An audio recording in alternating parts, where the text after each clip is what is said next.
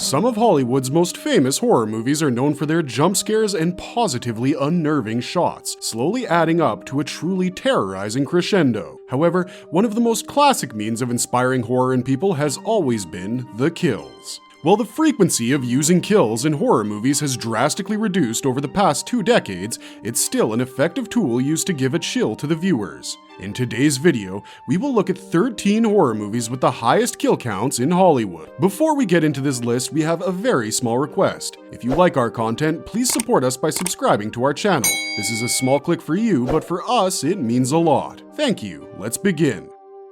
Oh, shit.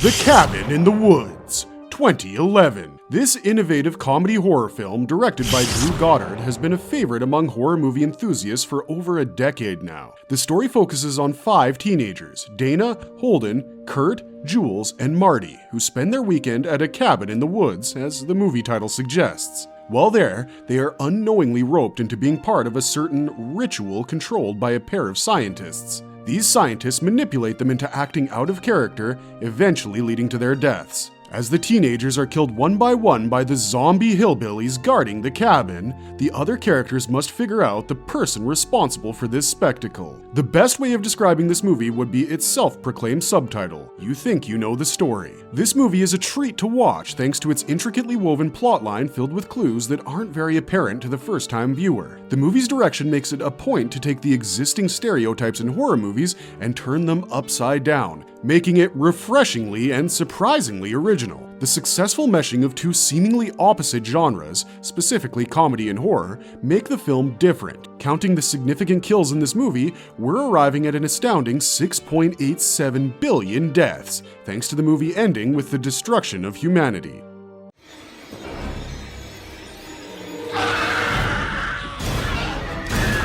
Dawn of the Dead, 2004. A calm and serene life led by a couple is completely thrown aside as a zombie outbreak shakes the country. Anna, a nurse, is one of the few survivors of a zombie outbreak that she and her husband are caught unawares by. On her husband's reanimation as a zombie, Anna escapes and groups up with a small group of survivors: Kenneth, Michael, Andre, and Luda. The 5 of them try to find refuge in a mall where they encounter another group of survivors. The survivors try to find a more stable place of refuge as they try to find more survivors and clock other humans in their group who have been turned into zombies to protect themselves. The director of this movie, Zack Snyder, made his directorial debut through this film. While that may have cast doubt in the hearts of the viewers, considering that this film was a remake of the 1977 film of the same name, they did an excellent job. The director and movie's writer, James Gunn, leaves no chance to make the film as uncomfortable as possible. The remake stays faithful to the original setting while creating a new story. What makes the kills in this movie so gruesome,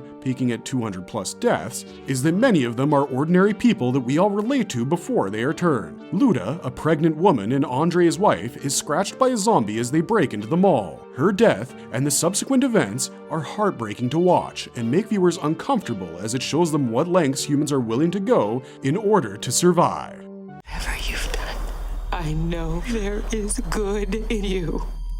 Brightburn. Brightburn is a superhero horror movie centered around Brandon, an alien kid who was adopted by human parents after his spaceship crashes near Brightburn, where they live. Brandon is never told about his identity as he grows up, but he gains super strength, the ability to fly, and many other powers as he reaches teenagehood. However, despite being academically gifted, he is bullied and ridiculed at school. He develops a crush on Caitlin, a girl in his school showing him sympathy, and stalks her to her room, scaring her and destroying her compassion for it. This incident pushes Brandon off the edge and crushes her hand. Brandon's destructive anger results in a series of unfortunate events. As his anger causes widespread destruction, it's up to his parents to help calm him down. Like some of the other films mentioned in this list, Brightburn uses a fusion of 2 genres, superhero and horror. The initial setting of the movie is much akin to many superhero movies. However, it goes off on a different tangent than the rest. There is also a substantial use of your usual horror movie tropes, such as the main characters missing the danger right in front of them,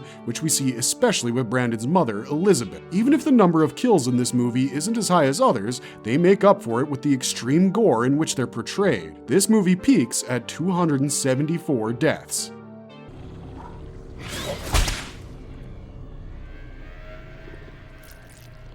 Slither, 2006. This horror film is also a science fiction comedy film looking into the story of a sentient alien parasite occupying the body of Grant, a wealthy man living in Wheelsey, South Carolina. As the parasite takes over Grant's body and consciousness, it turns into a tentacled monster and kidnaps and infects Brenda, a local woman, to breed his alien larvae. Grant's wife, Starla, becomes suspicious of his appearance and gets attacked for questioning him, after which he escapes as the police come to the rescue. They find Brenda, from whom the larvae break out and infect the entire town save for a few people. The remaining survivors have to find a way to stop Grant before the rest of the townspeople are put into mortal danger. James Gunn wrote this movie to pay tribute to his most loved horror movies, which is why this is such a great old-fashioned horror movie. Gunn uses inspiration from older horror movies such as Night of the Living Dead, 1968, and Tremors, 1989, to adopt parts of it into this movie. The kills are incredibly gory, one instance being the state of Brenda,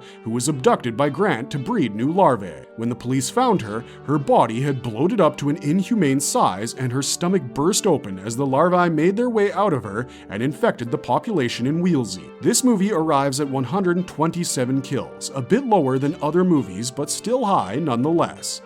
Dad! Gasoline!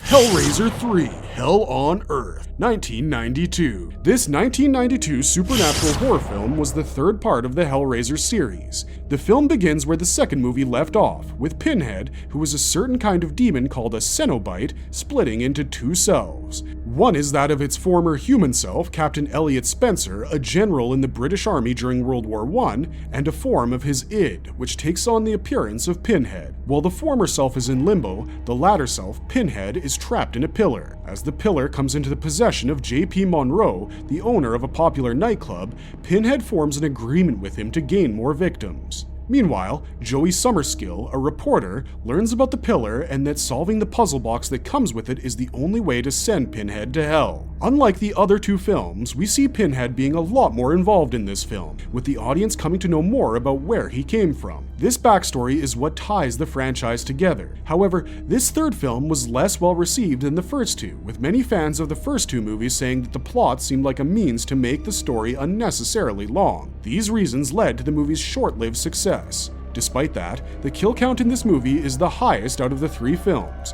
with 358 kills ranging from normal clubgoers to Vietnamese soldiers. Hey, listen up, everybody. Whoever's doing this, they're having a little fun at our expense.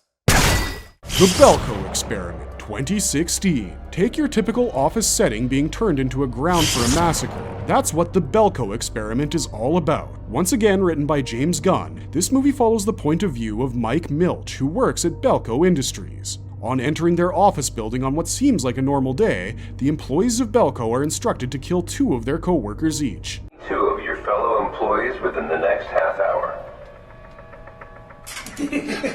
Many people try to escape, but are enclosed within the steel doors of the building. Some people take the initiative to kill their co-workers to save themselves, while Mike and a few others try to figure out a way to get out of the predicament without killing anyone. As the first group starts killing people and is looking for Mike and his allies, they must find a way to get out of the horrible nightmare they've been thrust into. This movie has an excellent premise and a plot that can be filled with numerous possibilities. However, the execution of the film could have been a lot better. The main character isn't highly relatable, nor are a lot of the side characters, but the film's plot more than makes up for it. This movie didn't have an amazingly high kill count either, capping at 84 deaths, referring to employees and scientists. They look exactly like us. They Us, 2019. Jordan Peele's psychological horror film, Us, employs an excellent premise to create a gripping and unexpected plotline. Adelaide Thomas, better known as Addie, encountered a doppelganger of herself in a house of mirrors when she was a kid, leading to her going nonverbal and withdrawing from her family. Many years later, as an adult, she goes with her husband and children for a trip with another family where she re-encounters her doppelganger, this time with doppelgangers of her family as well. These doppelgangers are called the Tethered and have come to untether themselves from their real-life counterparts. Adelaide and her family have no option but to fight these doppelgangers to protect herself and her family. This movie offers a commentary on the class divide in America with the help of the plot. However, the narrative lost focus as the story became more complicated. Nonetheless, the movie boasts excellent cinematography, setting, lighting, and acting performances from the main actors. Despite calling it a horror movie, there are a lot of attempts at dark humor, more so than actual horror. However, the end of the movie gave rise to many discussions about the plot and the emergence of many fan theories. The kill count in this movie is perhaps the lowest we've seen yet, stopping at just 60 plus kills.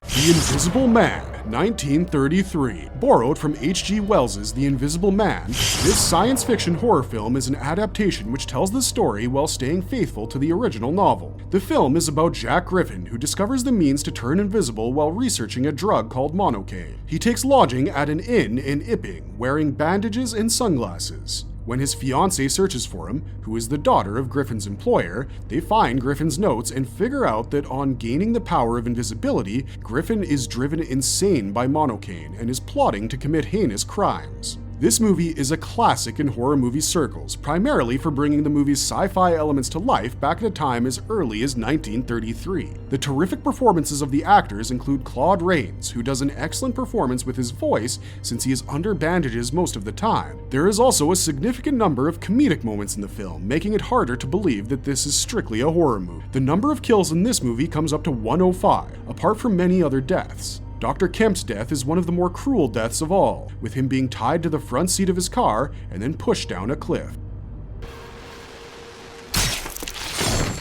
The First Purge. This 2018 film is part of the famous TV series The Purge and acts as a prequel to the same story. The film shows the beginnings of The Purge, a 12-hour time period when all crime is allowed in America. In an alternate reality, the new Founding Fathers, NFFA, are formed under the president in order to combat social issues. As part of an experiment, the NFFA and Dr. May, a sociologist, announce The Purge, which invites people to participate under promises of monetary compensation. On seeing nothing much happening, the NFFA releases mercenary groups into the ground to kill civilians and incite unrest, and things quickly go south. This movie is not one of the best out there, with viewers who have watched the TV series and the movie admitting that the movie had poor writing and adopted racial stereotypes to fit the movie's narrative, which added to its bad reviews.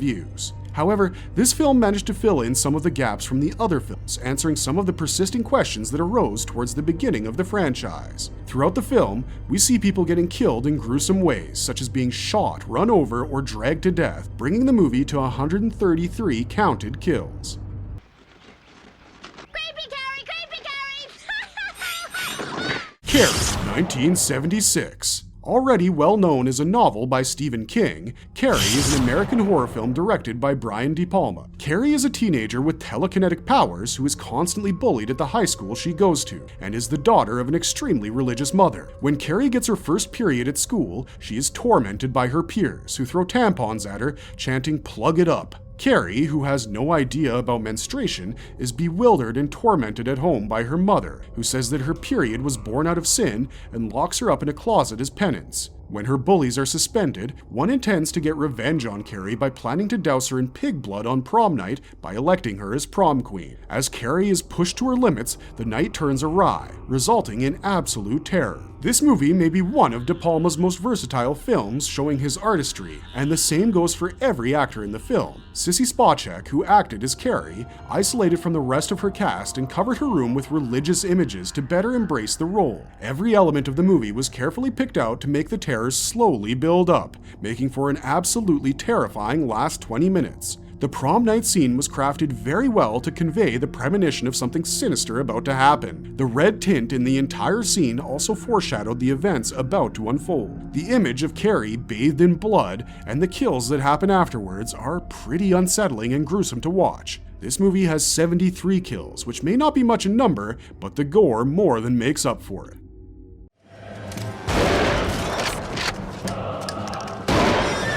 From Dusk Till Dawn, 1996. Directed by Robert Rodriguez and written by Quentin Tarantino, From Dusk Till Dawn is an action horror film narrating the tale of the Gecko brothers, Seth and Richie, who are criminals shown engaging in criminal activity right from the beginning of the movie. As the brothers need a way to get to Mexico for sanctuary, they get into the car of the recently widowed Pastor Jacob Fuller and his children Kate and Scott and threaten them. At the intended meeting place, a strip club called the Titty Twister, they get into a bar fight and are quickly alerted that the place is run by vampires who attack them. The only human survivors in the club, Seth, Richie, Jacob, Kate, Scott, a biker called Sex Machine, and Frost, a war veteran, must find a means to survive the vampire attack. The movie employs very effective use of action and horror tropes in one. Rodriguez has a lot of fun with the technical decisions of the film, such as the special effects in the movie and the CGI. The vampires in the film are not the charming and handsome ones that today's audience has become accustomed to seeing. They look savage and beast-like, which adds to the horror. The murder of vampires by driving a stake through their hearts is shown in astonishing detail, making it an uncomfortable visual. This movie arrives at 140 kills as it reaches the end.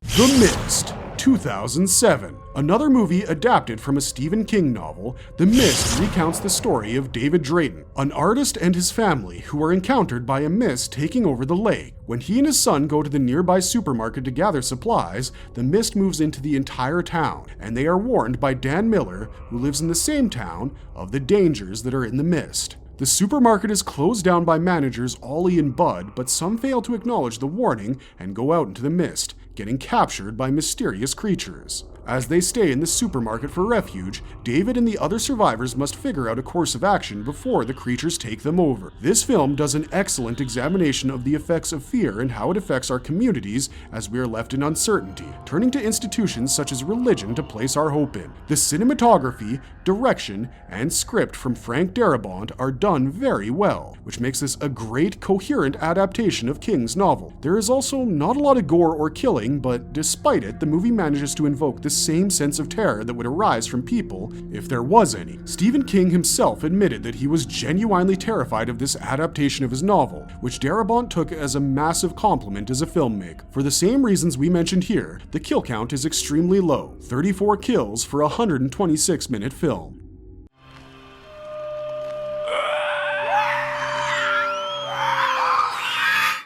Days of Night, 2007. For our last film on the list, we have an adaptation of a comic book miniseries about the long polar night that takes place in the polar regions in winter. The movie is focused on Eben Olsen, the sheriff of Barrow, Alaska, who is preparing for the polar night. As the townspeople are in preparation, a stranger on a ship comes down to sabotage communications and power throughout the town. Eben's estranged wife, Stella, is also stranded as her flight is cancelled. That night, a group of vampires attack and kill many people in town. The survivors group up together in a house with a hidden attic, their only options being to wait for the 30 days until sunlight when the vampires are forced to leave, or fight back. The survival-based action horror film is also eligible to fit in the vampire genre, as the main villains are a group of vampires. Instead of borrowing stereotypes, this film brings a new, original idea to the vampire genre. The film's overall creepiness is wonderfully crafted through the visuals of the isolated town filled with bodies,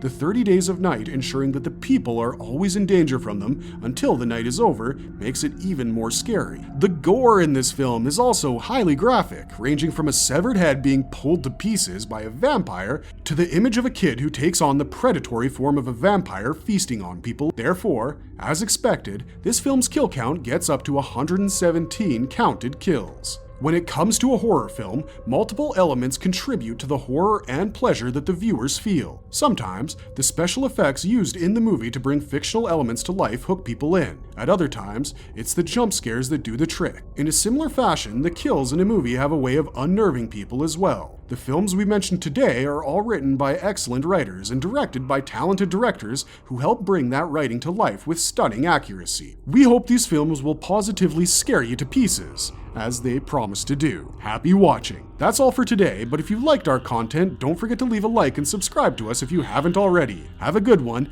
be safe out there, and thanks for watching.